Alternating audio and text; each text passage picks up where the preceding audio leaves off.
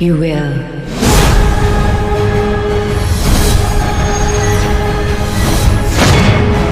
For the honor of Grayskull! She-Ra and the Princesses of Power. Hello, hey guys, I am Danielle Radford. I am one of the hosts and writers for Fandom, and welcome to another episode of our new thing, Hey Fandom, our interview series where we bring fans and creators together. I am stupid excited for today. It sounds like everyone else is as well. I know a lot of you have been here. Thank you so much for joining us. I love the comic Lumberjanes. I love She-Ra. I cannot wait for this Q&A. But at Fandom, as you all know, we're all about sharing the love. I'm not going to hog her. I'm going to be asking some questions, but we also can't wait to hear all of your questions as well. If you want to join us to ask a question on video, hit that raise hand icon at the bottom of your screen. Or if you have a text question, don't want to be on video, that's cool too. You hit the question mark at the bottom of the screen. I will ask that question for you and we'll put it up all nice and pretty so everyone can see it. Also, thank you so much if you're joining us here live on YouTube. We're so happy to have you. But do not forget, if you want to come ask questions, come on over to Shindig so you can get all of your burningest questions answered.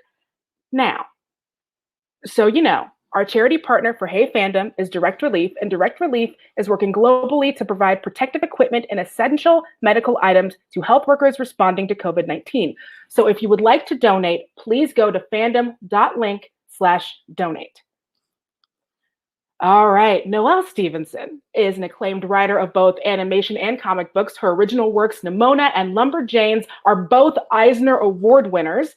As showrunner and series creator of She-Ra and the Princesses of Power, she reimagined the classic 80s cartoon for modern audiences. She's also written many episodes of all of your animated favorites. She's done DuckTales, then that's just like one of them. She's been featured on the hit tabletop role-playing RPG, Critical Role. I'm very excited. Let's go ahead and bring on our guest. Hi, hello. Hi, hello. Thank you so much for joining us today. I'm very excited to see you. I'm excited to be here virtually. It's really cool. This is amazing. Thank you. All right, so I got to get started because we have a lot of people in the room and a lot of people have already been putting in questions. So I want to make sure I get my one in. So okay. My first question is, a lot of times in fantasy, characters can feel like a little stiff. Maybe their main personality trait is related to how their character moves the plot forward. So one really great thing about She-Ra is that in the middle of all of this epic fantasy stuff, the characters still feel really relatable. And, one of the things we do on Fandom, we have wikis. And on our She-Ra wiki, I'm not even kidding, 2 of the most commonly asked, searched for items are, which She-Ra princess are you? And which She-Ra character is your soulmate? Wow.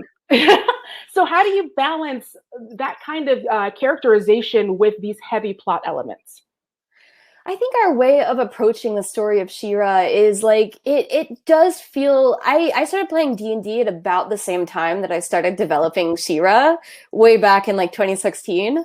And I think that a lot of that went into the way that we wrote the characters, because they're all like, the idea of the show is that they're just kind of like doing these jobs for the first time. They're sort of thrust into these roles that might not be like the most comfortable fit. Like Adora is a perfect example where she's like, okay, I gotta be this like amazing hero. I gotta be this like paladin, like perfect, shining, amazing at everything I do. And that's just not her. And so it's that kind of like uncomfortable outfit. So it's like all of our characters are playing with those fantasy tropes and their roles in this fantasy world, but they're also just like, they feel like really normal people. They're just people that we all know in our real lives who are doing their best at jobs that they might not necessarily be like cut out for at the start. That's great. And again, incredibly relatable. Okay, so I have so much more I want to ask, but I want to make sure we're getting everything in soon. So we do have our first fan question. This is a video question coming up. We have a video question from, looks like Mirai. Hello. Hi. Hi.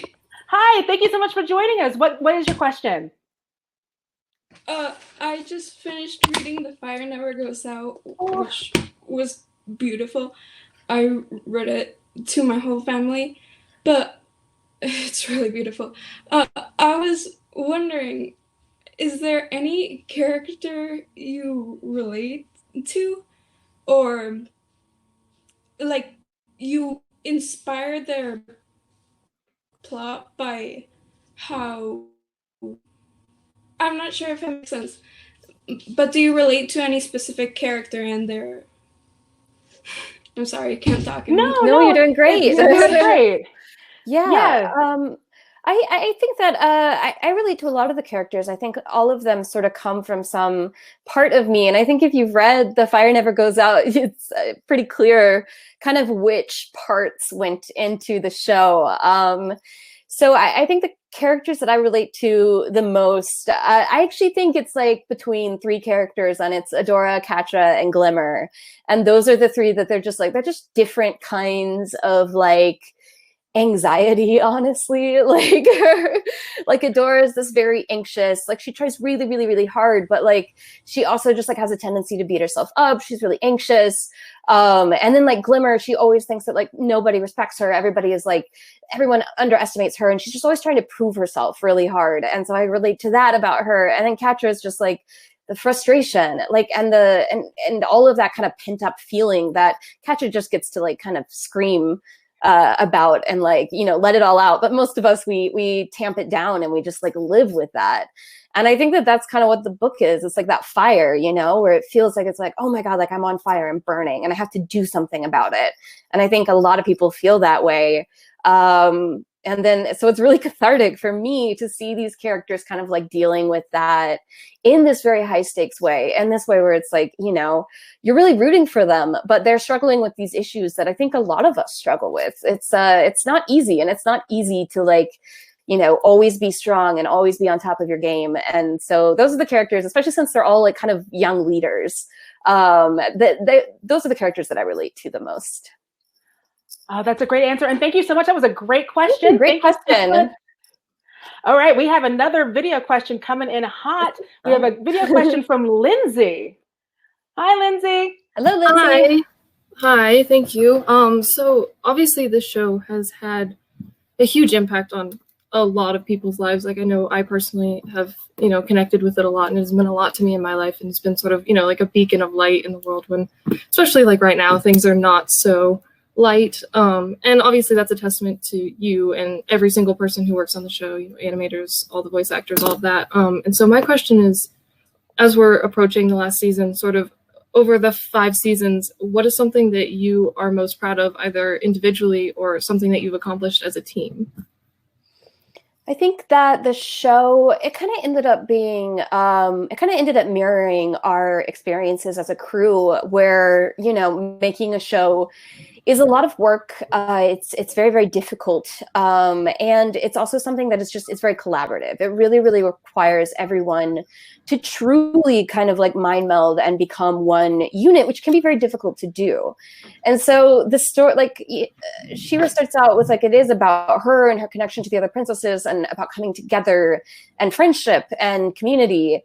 But I think that theme just like it became more real than we ever expected during the course of making this show. So I think that's something like I feel really proud of the show, not just because it's really good, even though I'm really proud of how it came out. But I'm just proud to have made it with the group of people that I made it with. I'm really proud of them. I'm really proud of the work and the vision that every single member of the crew put in. And so that theme of coming together, of kind of like relying on the strength of your friends to get you through when you can't always do it on your own, it just became like such a big part of that show. And I hope that's the message that I want viewers to take away from it, is that it's more than just like friendship saves the day. Friendship saves the day. Friendship shaves the day. Interesting. But it really is about like coming together, and it really is about leaning on people and asking for help and forgiveness and all of these things that we all have to do every single day in order to be strong and in order to be brave. So yeah, that's what I hope people take from the show, because I think that's what I'm the proudest of. Oh, another great question. Y'all are killing it. Thank you so much for that great question. All right, we have another video question coming in. This one is from Rami. Hello. Hey, how are you? Hi, hello. Hi. So my question is, we know that She-Ra is getting a makeover next season. Are there any other characters we can expect to see in different outfits? Without giving you any like straight up spoilers, yes. We have some fun new outfits coming that I'm very excited for everyone to see. I'm not gonna spoil it any more than that, but like I think you can get excited for sure. Yes, thank you. Oh, that's awesome. Thank you so much for your question. And it looks like we have a text question coming in from Elena. All right. And Elena asks, we all know Adora uses the sword to transform into She-Ra. Was it easy to decide how she'll be able to transform into the heroine that we know and love? I definitely think we went back and forth on how we wanted that to work and how we wanted her to relate to the character of She-Ra, because I think she is kind of a different entity than Adora. And so it really is like, having in the first few seasons, it's very much tied to the sword. And so it's almost like she's powering up. It's almost like we wanted to take it. I think there's obviously some inspiration that we drew from magical girl transformations, but also a little bit of kind of like mecha transformations, the way that it's like kind of pieces coming together to basically give her this like suit of armor. Like there is kind of a like, here's Adora, and then it's like adding to her. But that also means that it ends up being like She-Ra's kind of an uncomfortable suit for Adora. She feels very like buttoned up and restrained by it in some ways. And so I think that like, her challenge is sort of like, well, like She-Ra, she's never felt like she really was She-Ra. So how does she find, that part of her inside of her that is like, that's She-Ra, and so I think like, Adora's relationship to She-Ra has been changing a lot over the course of the show. And it's going to continue to change. So yeah, get excited. Great text question. We have another one coming in. This is a text question from Nina. Ooh. And Nina would like to know, do you have any headcanons for the Princess Alliance? Oh man, I feel like I have to have some good, because we joke about it a lot, like in the writer's room, about like what they're doing. We always felt that Spinnerella and Natasa are like, they're just really, really well adjusted. And they're surrounded by all of these like squabbling teenagers. And they're like, we're just going to go. So we talked about them having like a ranch, and they have like a ton of dogs and they garden. And they're just always like doing normal, responsible adult stuff. And then all of these like young adults are just over here, like they're like solving their mysteries. And over here, they're just like, we are trying to go on a date. Can you stop bothering us? Like, let us know if there's a battle, because you never do. So we had like a lot of like a running like narrative of Spinnerella and Natasa. And you're going to see a little bit more of them in season 5 as well. Can you just for 5 seconds, if you could just please let us do it, that thing.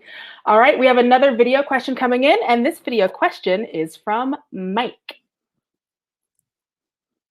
Hello, Mike. Hello there, guys. Thank you for taking my question.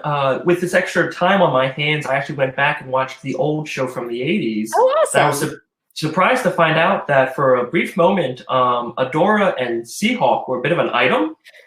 And I was wondering, when you were developing the show, if that topic ever came up for this current story. I think that it was always really funny to me, because it was like there's a love triangle in the original. Actually, I think because Catra also had a crush on Seahawk, but she was just trying to kidnap him. But like when we started developing Seahawk's character, I think that their relationship it felt what was most natural was just almost like Adora's immediately like, I got to beat this guy in any way I can at whatever competition I can. And so she's just always like, arm wrestling, let's go, push-up contest, let's go. I am going to they just have those kind of like, Seahawk's always like bragging, but he doesn't really take himself like that seriously. He just likes to kind of brag and boast. And then Adora takes it very seriously. And she's like, oh, this guy's going down. I'm going to totally beat him at this. So that's what their relationship ended up being. So yeah, no, I don't think we were ever we never seriously considered any kind of romantic plot between the two of them. That is, I think, his relationship with Mermista ended up being really fun for us. So yeah. But yeah, I definitely recommend watching the 80s show for some fun little just like tidbits like that. There's a lot of like solid gold in those old episodes. Awesome. Thank you so much, Mike. Thank you. All right, we have another video question coming in. This one is from Barbara.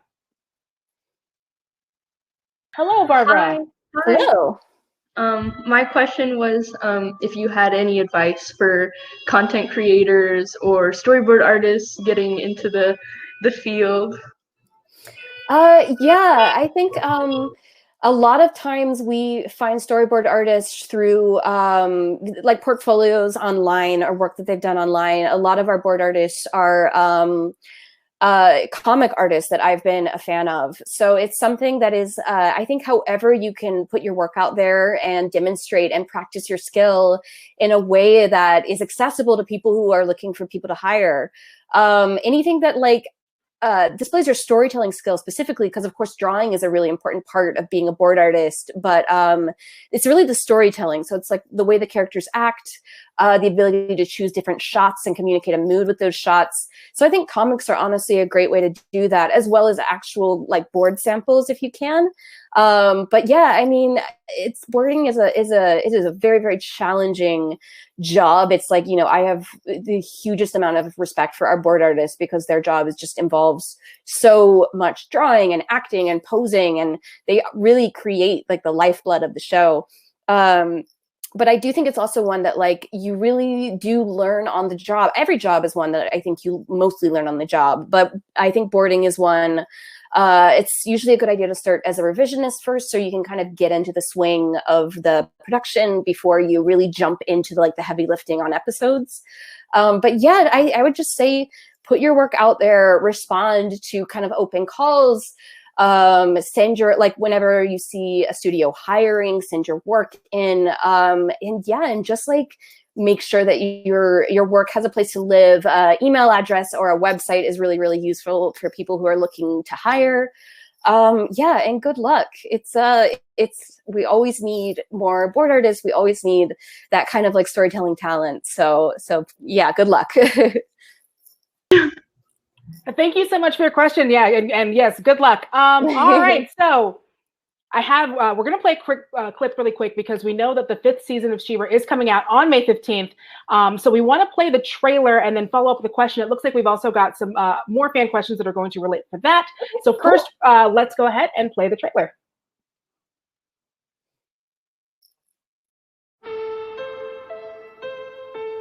When I broke the sword, I thought I could make my own destiny. I don't know what my destiny is anymore. We feel the evil coming, and shadows all around. Danger surrounds us, but won't bring us down. We're on the edge of greatness. I can't do this alone. Turning darkness to light. You aren't alone. You've never been. We're right beside you, ready to fight.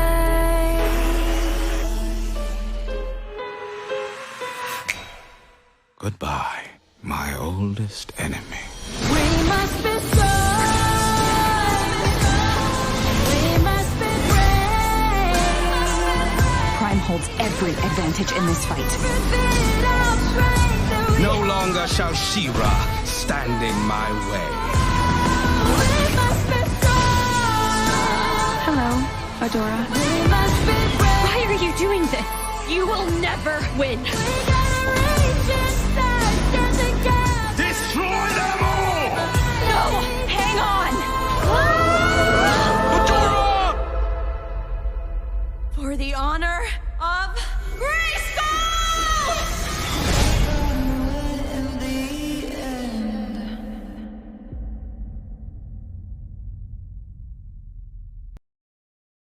Oh, that's a good trailer. Never get tired of that. I love the song remix. It's beautiful. It's so good. So, okay, we're just going to warn folks now. We do have some fan questions that are coming in. There may be some spoilers.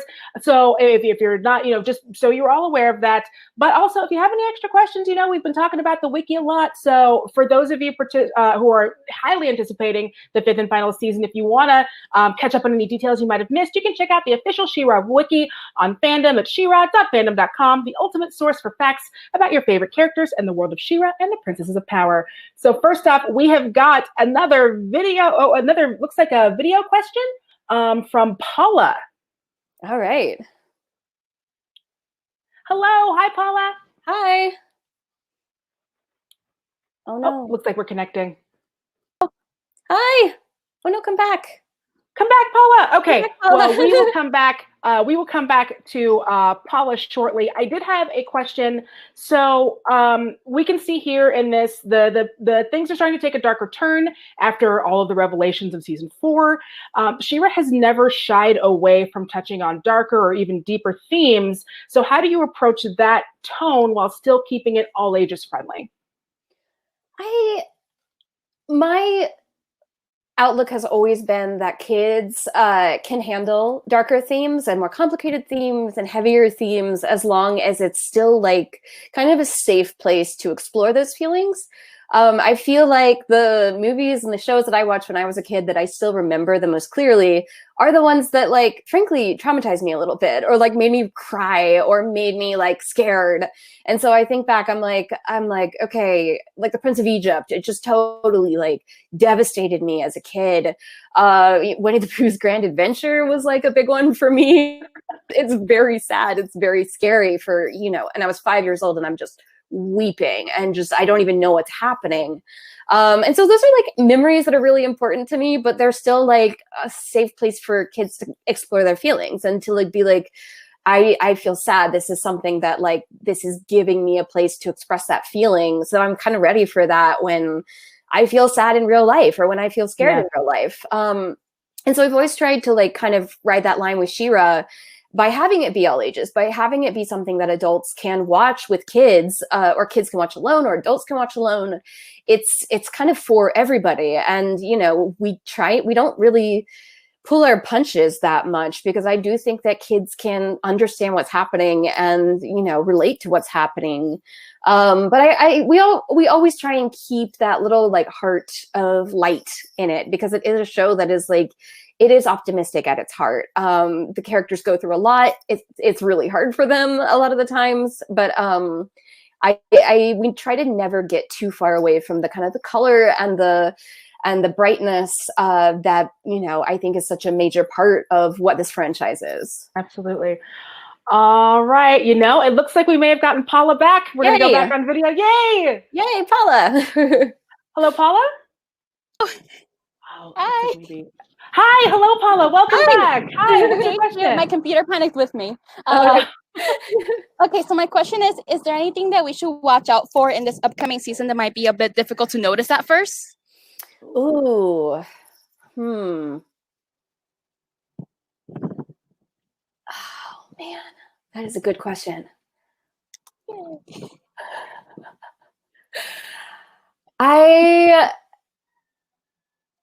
I'm trying to think of like what the cool Easter eggs are that I haven't already told you guys. I shared this one before, but not like openly, but the official name for Horde Prime spaceship is the Velvet Glove. That is something that carries over from the original 80s show, but we could never find a way to like work that into the dialogue in a way that felt natural. And once you kind of like miss your window, then it's just like, well, now it's like too late. At what point is he gonna be like, welcome to the Velvet Glove? It sounds like a nightclub. But I do like knowing it. I like knowing that it's called the Velvet Glove. It just adds some like flavor for me. So yeah, I don't think it comes up in the show, but it's nice to know. Well, thank you so much. Yeah, thank you so much. Another great question. All right, we have another video question coming up. This is from Thea. Hello. Hello. Oh my god, I can't believe this is happening. Okay, I just wanted to know, how are you personally coping with the show ending, and what plans do you have after the show ends, and when will you be posting the very anticipated emoji tweet for the season? There it is.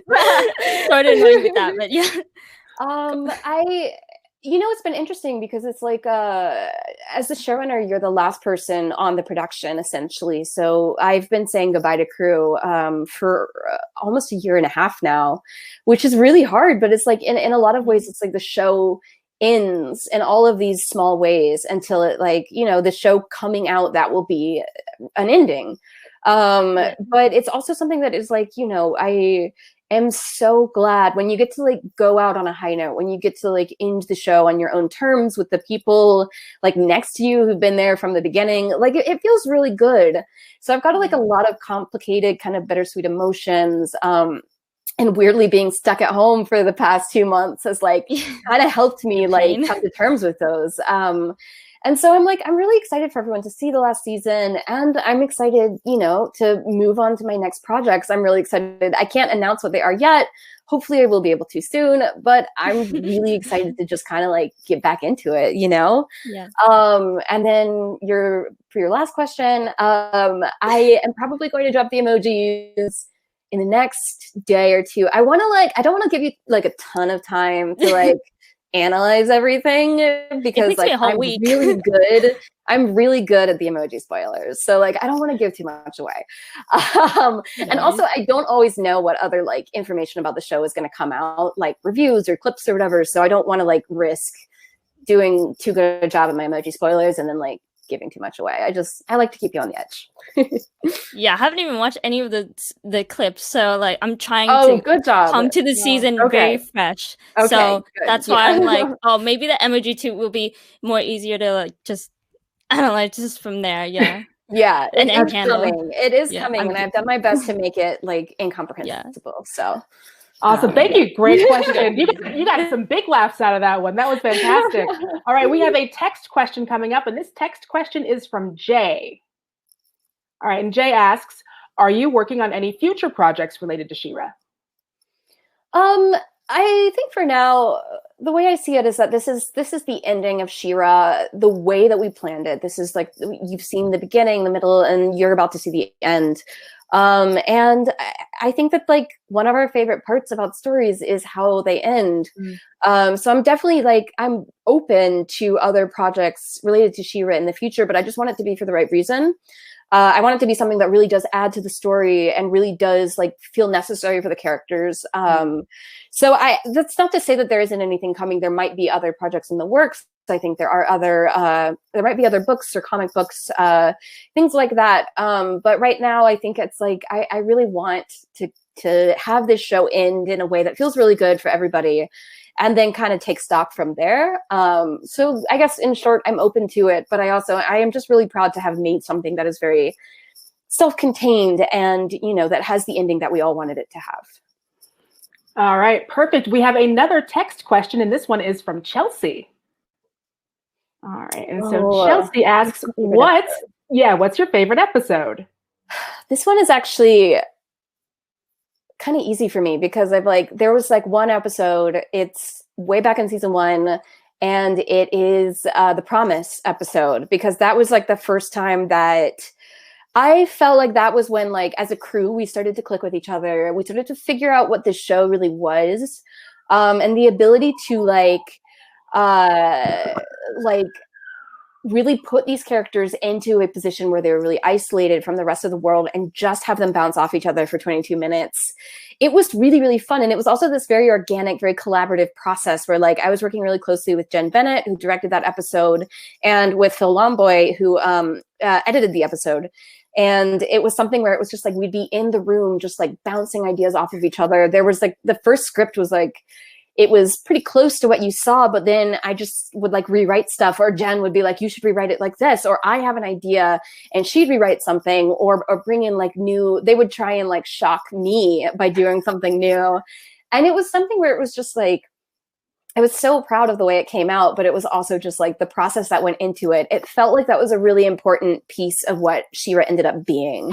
So I think that one's especially close to my heart. Yeah, I'm just really happy with how it came out and everything that we went through making it.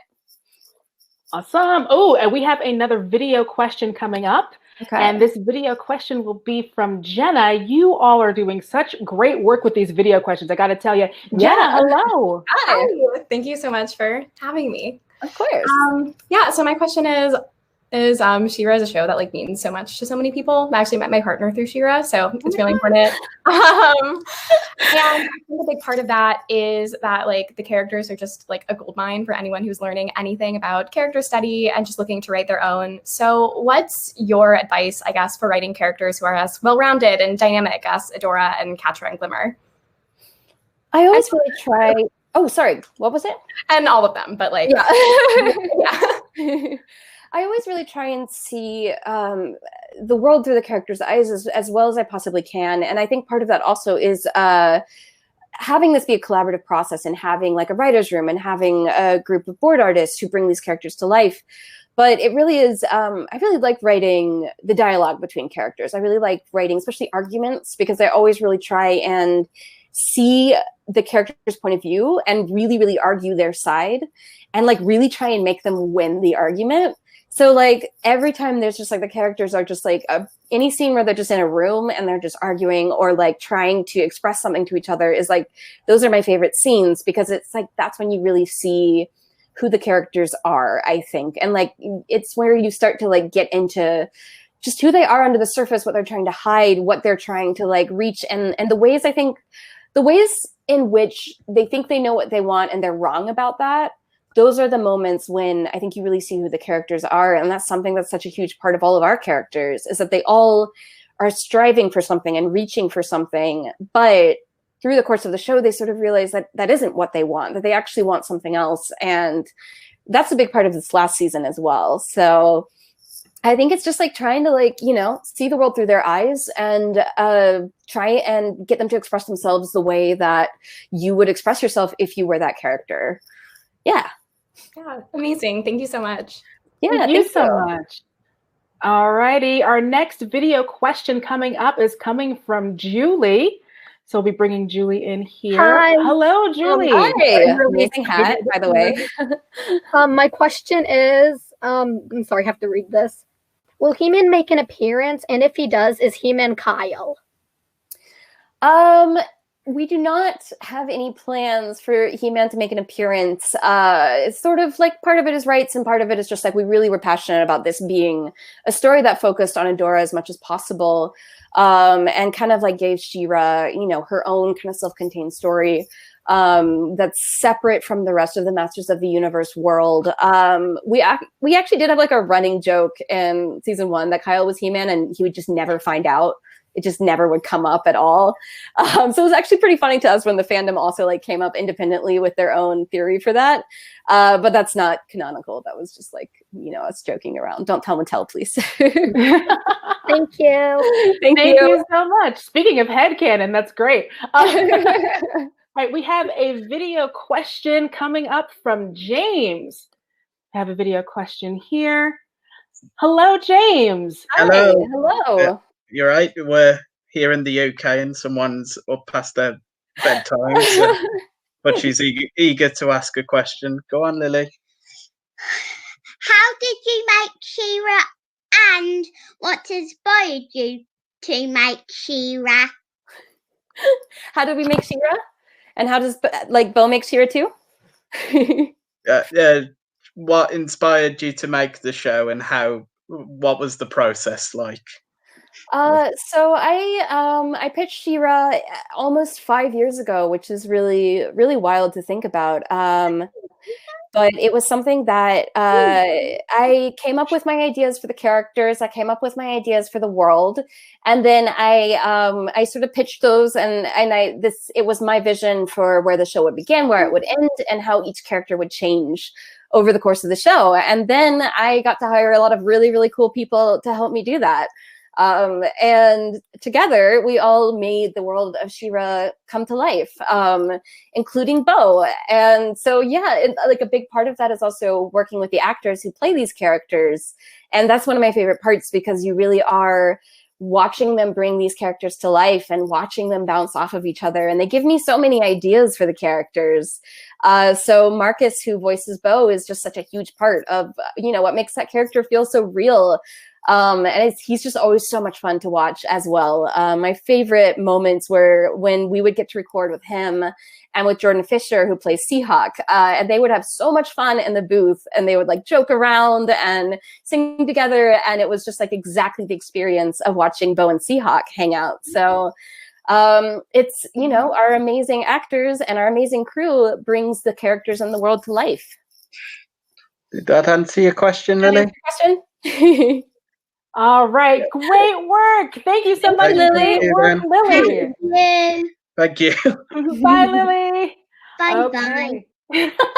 We have, I'm going to ask one more question really quickly because it's something that I have been wondering as well. So something that we see a lot in fantasy, you know, obviously there's this idea of destiny, the chosen one fights the evil empire. Obviously, as we've seen throughout the show, She-Ra deconstructs a lot of those tropes. So what interested you particularly to use this franchise to examine the idea of destiny as maybe just a bunch of hooey? I think that one thing that really stuck with me early on while I was researching this property was like people's opinions on like, because She-Ra has different powers than He-Man. His sword is a sword of power, her sword is a sword of protection, and her powers are a little different. She has like the power to speak to animals. She has the power to transform her sword into anything she wants, which He-Man can't do. And there are just all of these things that like, her powers are more about protection. They're much more nonviolent. She's still super strong and, you know, can fight in battle, but so much more of her scope is focused on like healing, protection, translation, and mediation, and all of these things. And there were people who kind of thought that that was like, you know, sexist, or she should have the same powers as He-Man, but I really liked that about her. I really liked that it was sort of, for me, it was questioning, what is a hero? Is a hero someone who just punches the bad guy as hard as they can with their super strength and defeats them? Because that's not as much interesting to me. Or is it someone who is like, you know, can heal, who can bring people together, who can be inspiring? And so I think it is a deconstruction of the chosen one trope, because one, not only is it like, do we kind of see over the course of the show that that's not really like a good thing? Like Adora being chosen was not this like magical, beautiful destiny. It was like kind of a calculated thing. Like she was supposed to be the integral piece of this weapon. And it's not like a great thing, actually. So like really deconstructing the chosen one narrative and putting it on the shoulders of someone who is trying really, really hard to fulfill it, but it's not easy for her. And that I think it became really personal about like how hard it can be to be the hero that people need. But it really isn't about that one person in the end. It's about bringing everyone together. Like that's what a leader really is. That's what power really is. So I think the show overall is about the responsibility that comes with power and kind of deconstructing that and questioning it. So it was something that I think came from the original show to begin with. And then we just tried to take it a little bit farther. All right, that's great. Oh, we have a text question coming in, and this text question is from Austin. And Austin asks, ooh, what was one of the hardest scenes to write in the entire show? Okay, the hardest one for me, it's actually coming up, so I'm not going to get into too many specifics because I don't want to spoil you, but there's a scene coming up that I agonized over, and I rewrote it so many times, and just like all the way through to the end, I just kept rewriting it. And sometimes that happens. Like sometimes it's like something you're really anticipating, and it's like, we're finally at the scene. And then it's just like, okay, how do I capture like the perfect interaction here? How do I capture the perfect essence of this scene? And sometimes you just like beat your head against a wall until it's a literal last minute. And then someone is like, okay, you really need to turn this in. And then you turn it in and you're like, oh wait, that actually worked. Like the thing that I like when I finally had to like just really just, commit to it, that's when the scene becomes what it needs to be. So yeah, I think I rewrote it right up until the end, and our editor Phil, he was like mad at me for rewriting it so much, so he made me scratch it, and it's actually a bunch of Horde Prime lines. So there's like one scene where it's like me doing my best Horde Prime voice, and it's coming out of the character, and then like later Keston, the actor, like dubbed over it, so it's him in the original, it's him in the actual episode, but it's awful. If there's a version of that out there anywhere where it's like my voice, it is so bad. It is so embarrassing. And I had to play that for Keston, and he had to match it. This incredible like Shakespearean actor. And then it's just like my stupid voice coming out of the character. So moral of the story is write the scene you have to write. Don't keep rewriting it until the end, or your editor might make you do something embarrassing. That's why we respect our deadlines. Next, we have a text question from Lily. Ooh, second Lily. All righty. Will the backstories of the 3 minor princesses be explored in season 5? The 3 minor princesses, are those, which ones are those? Cinderella, Natasha? Yeah. I think that we're sort of past the backstory part of the story, I think. Like, I think that this season is more about the characters' relationship to their futures and less about their relationship to their families or where they came from. There's a little, I mean, I'm not going to say that there's no backstory in this season, but I don't think that this show has ever really been about like, you are a product of like your parents, or like that explains who you are, because I think there's so much more to it than that. Like all the characters are shaped by their environments, but I don't think it's so easy, like a one-to-one comparison. So there's definitely a lot more of the princesses to come in this season. But I do think that this is like a little bit more of our characters starting to question who they are, what they want, and what the future holds for them. So yeah, this is kind of our future season in a lot of ways. Fantastic. And we have one last question here. These have been so great. We have a video question coming in hot from Peterson. Hello, Peterson. Hi. Can you hear me? Yes. Yes. Okay. All right. It's great to talk to you. Yeah, you too. Thank you. The show is really amazing. There are a lot of great fan creations that are based off of the show, specifically role swap stories, and more specifically ones where Catra gets the sword and the She-Ra powers instead of Adora. So my question is, if you and your crew were assigned to do a role swap Catra story, how do you think it would go, or what do you think you would do with it, or how would the characters react, or stuff like that? Somehow I feel like that version of the story would be a lot shorter. I don't know exactly how, but I just don't feel like Catra would like wait very long to do something very dramatic with the She-Ra powers. So yeah, I whether for good or ill, I think that Catra would make a huge splash as She-Ra. Yeah, but I can't say that's something that I've really thought about a whole lot, because it is, I think that would be, like, our characters and their arcs so far have been defined by what's happened to them during the course of the show. And Catra's defined by this sort of turning point moment where she thought she and Adora were going to stick together forever. And instead, it seemed to her like Adora just left her without a second thought. And so I think that's so much of what her character and her personality comes from in the show. So it would be really interesting, I think, to see the, chosen one narrative fall to Catra. I think she would be a little less responsible with those powers, maybe, than Adora, which would be fun. But also, I think that, I think she'd probably just immediately blow up the Horde and not even really feel bad about it. Thank you so much. Thank you so much. It's a great question, Peterson. Thank you so much for joining us.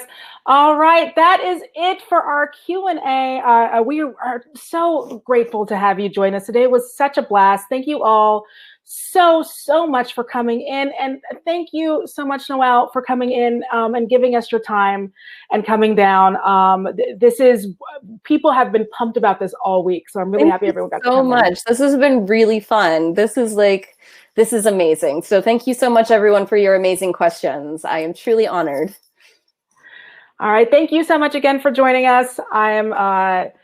This was so much fun. And thank you. Also, once more, we do want to make sure that we thank our charity partner, Direct Relief. Encourage all of you, if you can, to donate to them, which you can do at fandom.link/donate. Thanks once again to Noelle. Do not forget, She-Ra Season 5 is coming out on Netflix on May 15th. I'm sure all of you already knew that. but make sure that you check that out. And thank all of you for joining us for another Hey Fandom. We will be back with another installment very soon. Bye.